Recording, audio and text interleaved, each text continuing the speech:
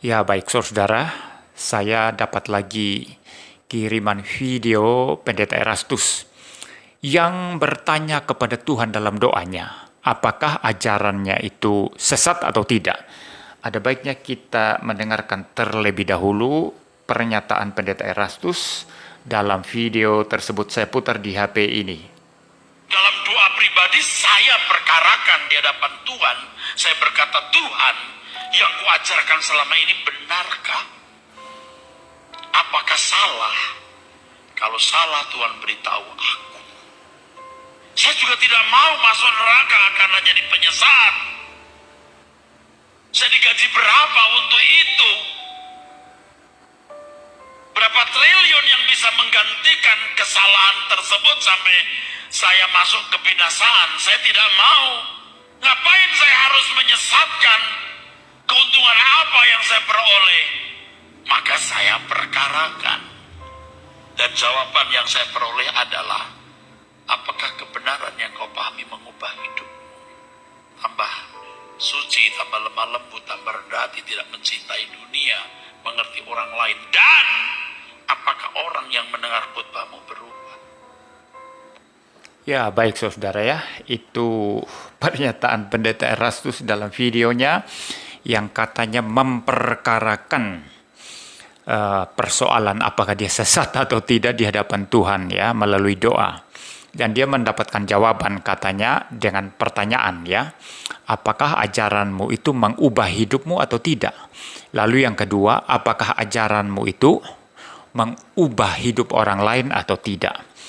Nah, asumsi di balik apa yang dikatakan Erastus dalam video ini adalah bahwa Alkitab itu yang menafsirkan dan mengajarkan hanya dia sendiri, dan kalau ada masalah dia langsung datang kepada Tuhan sendiri ya. Jadi Erastus tidak memerlukan orang lain, tidak memerlukan bapak-bapak gereja, tidak memerlukan pendeta-pendeta lain, teolog-teolog lain untuk boleh bertanya, untuk boleh membandingkan pengajarannya dan boleh belajar dari orang lain. Jadi Erastus tidak membutuhkan itu semua. Jadi berdasarkan tafsirannya sendiri bahwa Yesus itu hanyalah manusia saja yang sempurna, yang diangkat jadi Tuhan, diangkat jadi juru selamat, ya sesuai penafsiran dia. Lalu ketika dia diserang dan banyak orang menyatakan ajarannya sesat, dia juga merasa tidak perlu untuk membandingkan itu dengan pendapat orang-orang dalam sejarah gereja, membandingkan itu dengan hasil konsili, juga bertanya kepada pendeta-pendeta yang lain ya. Dia merasa tidak perlu itu. Dia hanya cukup langsung datang kepada Tuhan dan dia dapat jawaban dari Tuhan. Nah, ini asumsi dari semua yang kita dengar dalam video itu, saudara. Ya, berarti semuanya tentang Erastus. Erastus yang membaca Alkitab, Erastus yang menafsir sendiri, dan kalau ajarannya diragukan dan dipertanyakan dan ada yang mengatakan sesat, dia sendiri datang kepada Tuhan dan sama sekali tidak melibatkan orang manapun yang lainnya. Jadi di sini artinya apa, saudara? Hanya Erastus yang dipakai Tuhan.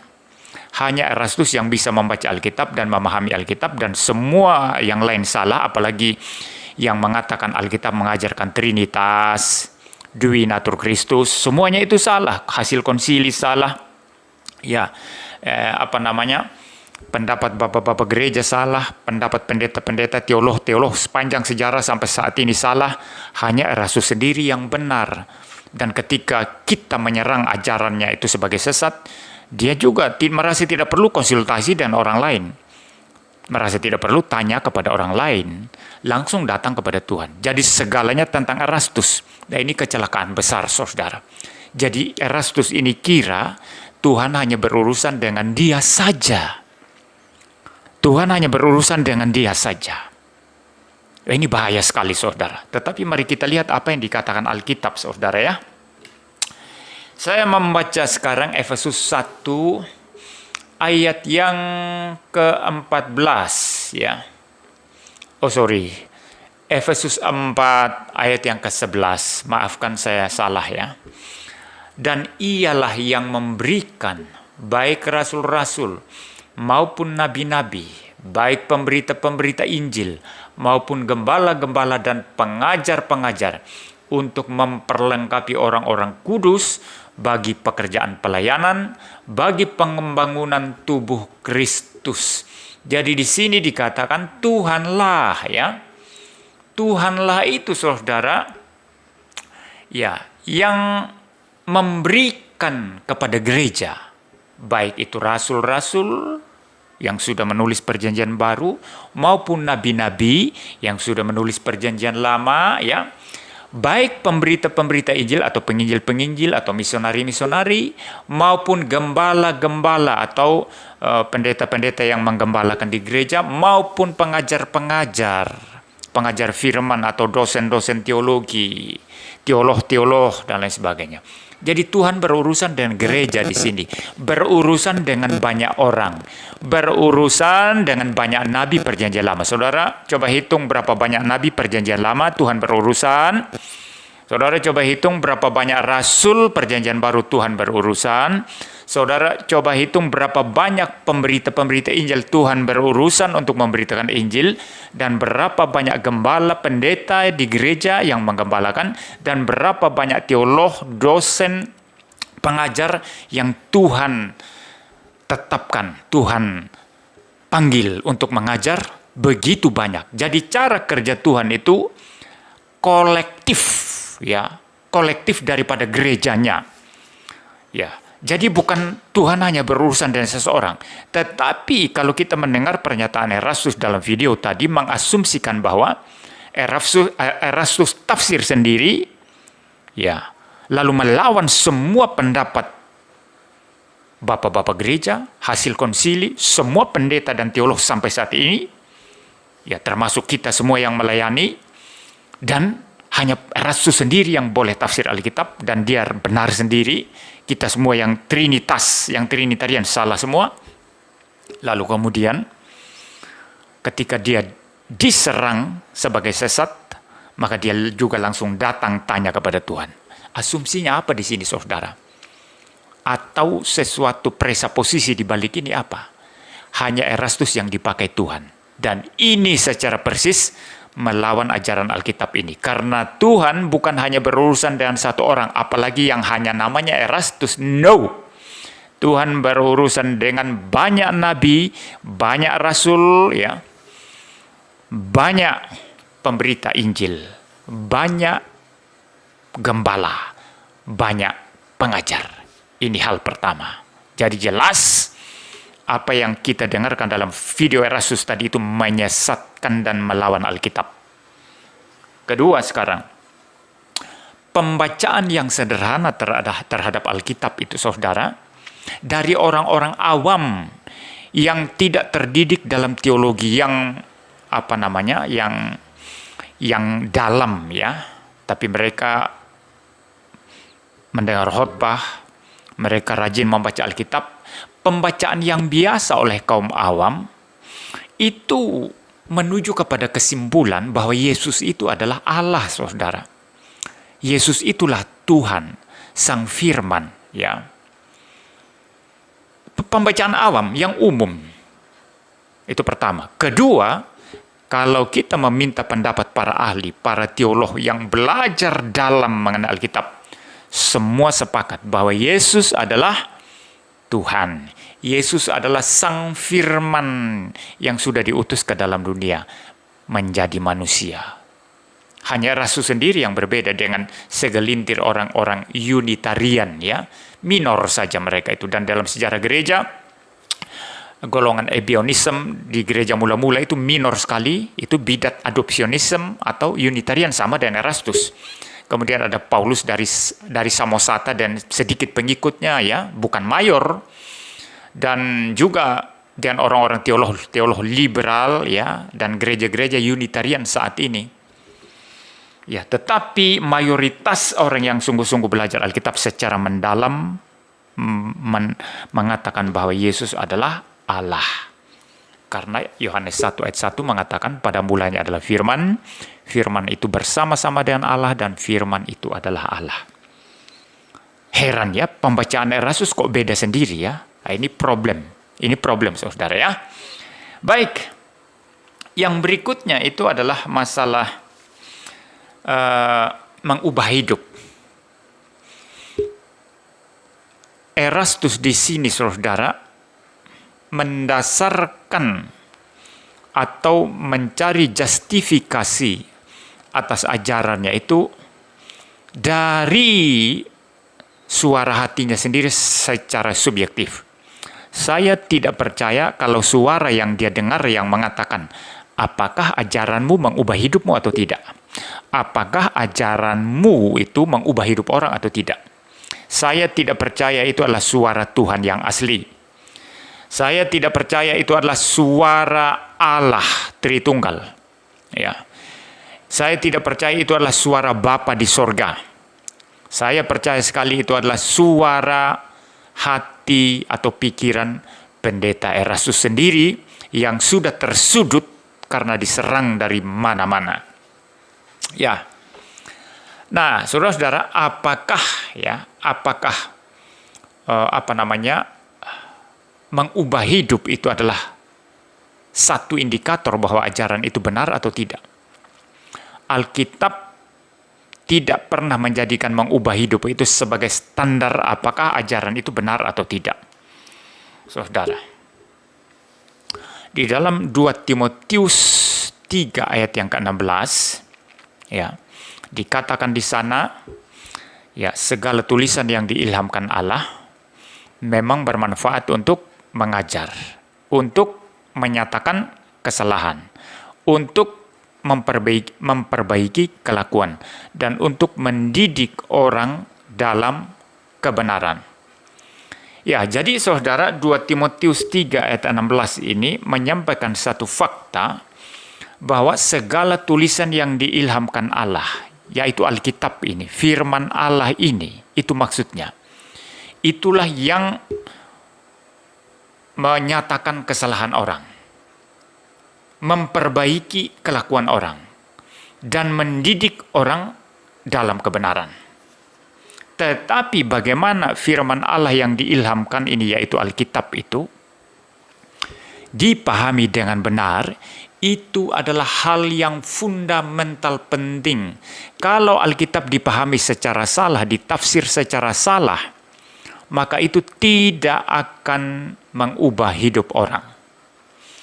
Ya, tidak akan mengubah hidup orang. Maka Alkitab ini tidak pernah menjadikan mengubah hidup itu sebagai standar, tidak.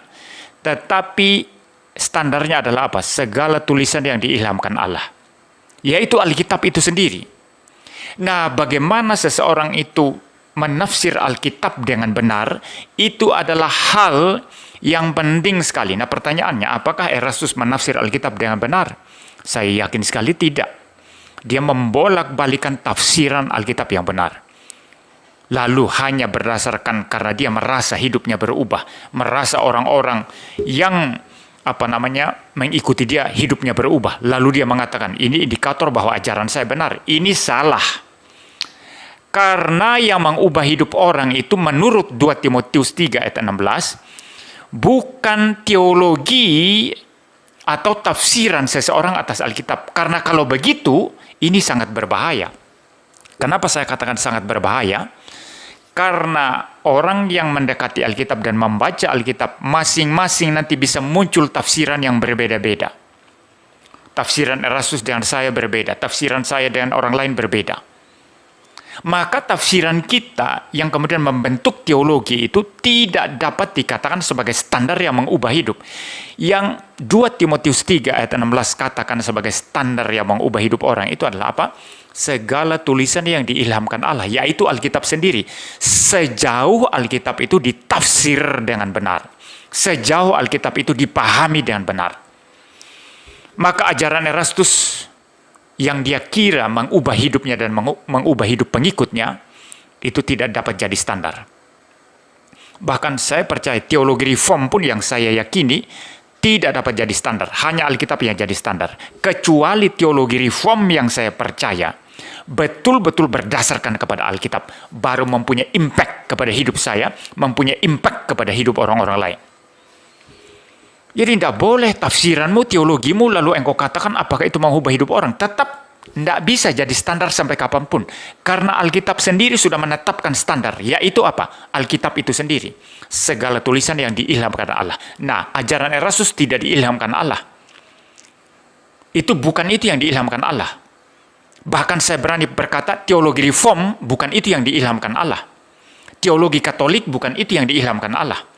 Teologi Pentakosta Karismatik bukan itu yang diilhamkan Allah. Tetapi yang diilhamkan Allah itu adalah Alkitab. Segala tulisan yang diilhamkan Allah. Maka yang menjadi standar untuk mengubah hidup orang adalah Alkitab. Dan itu hanya bisa mengubah hidup orang jikalau kita memahami Alkitab dengan benar. Dan dalam sepanjang sejarah gereja, di mana Tuhan berurusan dengan gerejanya secara kolektif, secara community, Tuhan menyatakan kebenarannya kepada gerejanya sesuai dengan firman-Nya dalam Alkitab, bahwa Yesus adalah sungguh-sungguh Tuhan, sungguh-sungguh Allah sejati, sungguh-sungguh Sang Firman yang sudah datang ke dalam dunia. Erastus beda sendiri. Maka bagaimana ajarannya yang melawan Alkitab itu bisa mengubah hidup orang? Saya tidak percaya hidup Erastus berubah. Ya, kalau dia keras kepala, tidak mau mendengarkan masukan-masukan dari kita, bahkan tidak melihat bagaimana Tuhan bekerja di sepanjang sejarah gereja, tidak mau melihat hasil-hasil konsili, ini hanya membuktikan bahwa Erastus itu adalah orang yang sombong. Ya, itu hanya membuktikan bahwa Erastus itu adalah orang yang sombong, yang tidak pernah mendengarkan nasihat orang lain. Sedangkan Tuhan bekerja melalui komunitas gereja, bukan satu orang tertentu yang namanya Erastus Tuhan berurusan. No, Tuhan berurusan dengan banyak orang. Alkitab ini, saudara, terjadi karena Tuhan berurusan dengan banyak orang yang menjadi penulis Alkitab. Dari berbagai latar belakang dan zaman atau era. Ya, jelas sekali ya, saudara. Jadi, saya tidak percaya Erastus berubah hidupnya. Saya juga tidak percaya bahwa pengikutnya berubah hidupnya sesuai Alkitab. Karena saya melihat di Facebook dan di mana-mana orang mulai mengkultuskan Erastus. Bahkan ada yang berkata Erastus adalah Yesus kedua. Ada yang berkata karena Erastus saya berubah. Ya, apakah itu perubahan sesuai dengan apa yang dikatakan Alkitab? Saya katakan tidak. Karena perubahan sesuai dengan apa yang dikatakan Alkitab itu membawa seseorang kepada Yesus, membawa seseorang kepada memuliakan Tuhan Yesus, dan menjadi kritis terhadap setiap pengajaran yang sesat, menjadi kritis kepada setiap pengajaran, sebagaimana jemaat di Berea, saudara, di dalam Kisah Para Rasul. Mereka dikatakan hati mereka jauh lebih baik daripada jemaat lain. Kenapa? Karena mereka menerima firman itu dengan senang hati yang diberitakan para rasul, dan mereka meneliti sendiri apakah yang diajarkan kepada mereka itu benar atau tidak. Orang yang sungguh-sungguh mau kembali kepada Alkitab, setia kepada apa yang dimaksud Alkitab, hanya mereka yang bisa berubah hidupnya. Di luar itu tidak mungkin berubah. Ini tanggapan saya. Tuhan memberkati kita sekalian.